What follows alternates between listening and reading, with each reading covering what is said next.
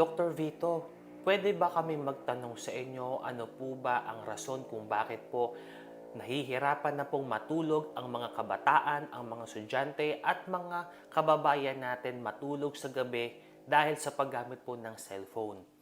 Marami na kayo makikitang mga bata ngayon, lalong-lalo na yung mga 3 taon pataas kapag nakahawak po ng gadget, ng cellphone, ng mga Android phone, is hindi na po sila nakakatulog po ng normal sa gabi dahil karamihan sa kanila naglalaro po ng mga games, iba naman po nanonood po sa mga platforms, naubos po ang kanilang oras po para po ipagpahinga.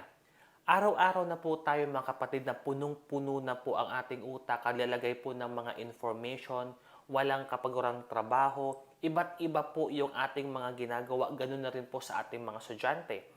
At pagdating sa bahay, sa halip na mag-aral po sila, ang ginagawa po nila ay nakatutok po agad sa cellphone. Ito po yung kanilang ginagawa. Kaya ano po yung rason kung bakit po ito nakakaapekto sa ating pagtulog? Number one po kapatid, itong blue light na iniimit ng ating cellphone ay nakaka-damage po sa ating mata. At ito po ay dahil po nare-restrain po niya ang production ng melatonin. Ang melatonin po kapatid ay isang hormone po na responsable para sa ating sleep-wake cycle na ating tinatawag na circadian rhythm. Ito po ang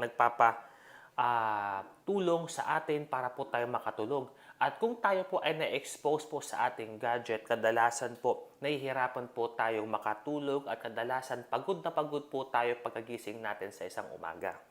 So sabi nga po nila sa mga studies na exposure po sa blue light can cause damages sa ating retina, sa ating paningin.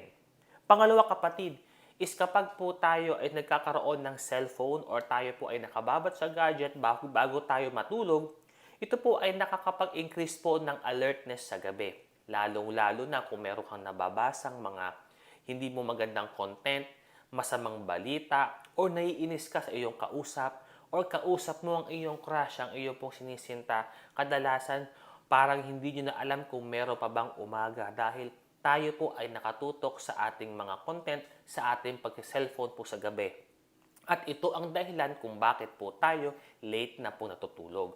Karamihan, sobrang pag-cellphone sa gabi, hindi na po nagawa ang kanilang mga assignments, ang kanilang mga trabaho, at kadalasan po ay nabawasan na rin po ang oras ng kanilang pagtulog.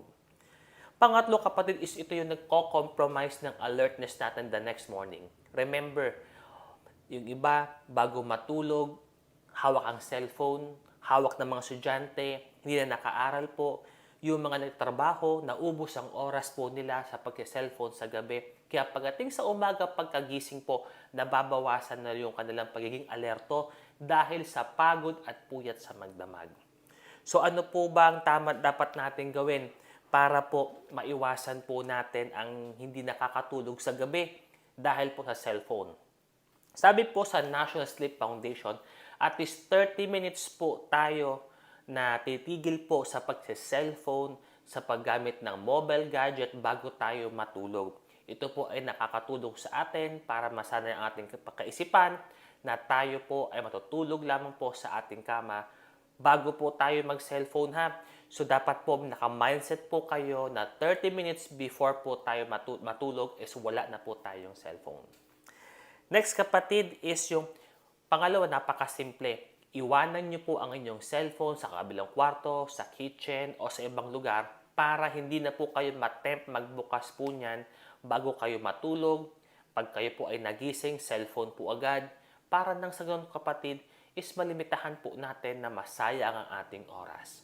Kaya sa mga magulang po na nahihirapan magpatulog ng kanilang anak, ilayo nyo po ang kanilang yung cellphone po sa kanila po at tignan nyo po kung sila po ay nag-aaral po ng mabuti at kung kayo po ay mga natatrabaho na, may mga ginagawa at responsible adult, make sure na gawa nyo na po lahat yan bago kayo matulog o kaya ipagsabukas po yung mga dapat nyo pong tapusin. Ito po si Dr. Vito ang nagbibigay sa inyo ng libreng payong medikal. Mapagpalang araw sa ating lahat.